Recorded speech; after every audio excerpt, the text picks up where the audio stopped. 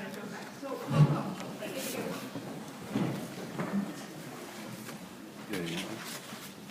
So as Pamela said, I'm a small claims mediator. Some of you may recognize me because that means if you file an eviction in LaCrosse County, you have to meet with me. So if you haven't seen me, if you haven't met me yet, I've been doing that position for just over a year now. I mean, you're doing something right, not having to file any evictions, at least not in LaCrosse County. So as Pamela said, I'm going to talk pretty much just about the recent changes in landlord-tenant law, recent being the ones that took effect a week ago, and the ones that took effect I'll apologize ahead of time. This isn't a very exciting presentation. My PowerPoint is pretty boring, but it's pretty important stuff. Some pretty major changes, and it's really important to know about these. So first of all, you may or may not know. You work so hard. You're nonstop. Yeah. Public places to find it. Two different chapters in the statutes. The landlord-tenant chapter and then the small claims procedure chapter. As I indicated, evictions are small claims. We didn't already know that. The other kind of source of law is the administrative code, specifically the Agriculture, Trade, and Consumer Protection, Chapter 134, Residential Rental Practices. That one is the source of the double damages. So if you hear people refer to, if you hear a reference to tenants being entitled to double damages for violations of the administrative code, that's specifically what it's referring to. And if you're not already familiar with this book, The Wisconsin Way, which I'm assuming most, if not all of you are, you should have a copy of it. The URL for where to get a PDF copy of it for free is on my outline. They're actually in the process of redoing revising the whole thing to reflect all of the major changes that have happened in the last 2 years.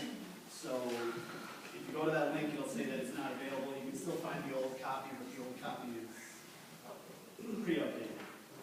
So, the two major changes were 2011 Act 143, which had the fancy landlord omnibus law title. Those were the ones that went into effect on March 31st, April 1st, 2012. And then Act 76, which was actually passed into law, was referred to as Senate Bill 179, which just went into effect last Saturday. For the most part, I will point out that there was one change as far as towing vehicles that doesn't take effect until July, but I'll get to that in a moment.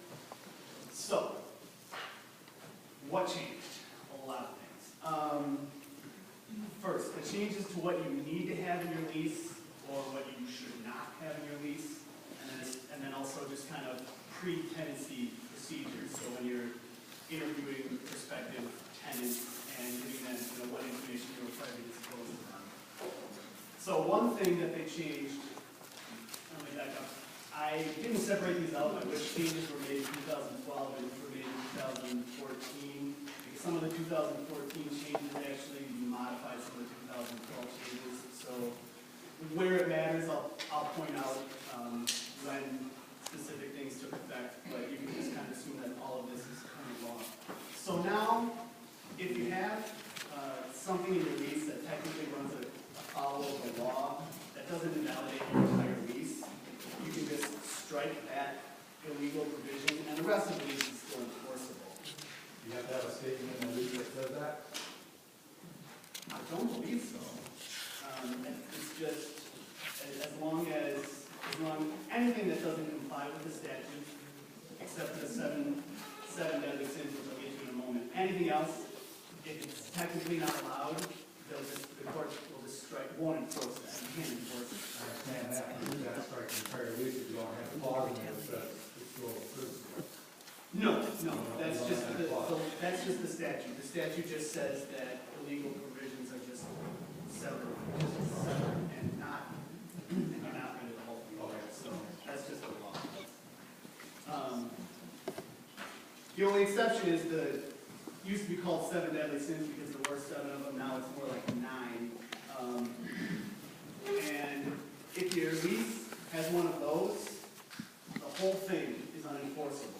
So that basically means that if your lease has one of these 7 deadly sins, your tenant can just up and move out and there's absolutely nothing you can do about it. So, what are the 7 deadly sins? Some of them are old. I'll go through them pretty quickly because they're pretty important. One that changed recently is anything that allows a landlord to retaliate for calling 911, basically.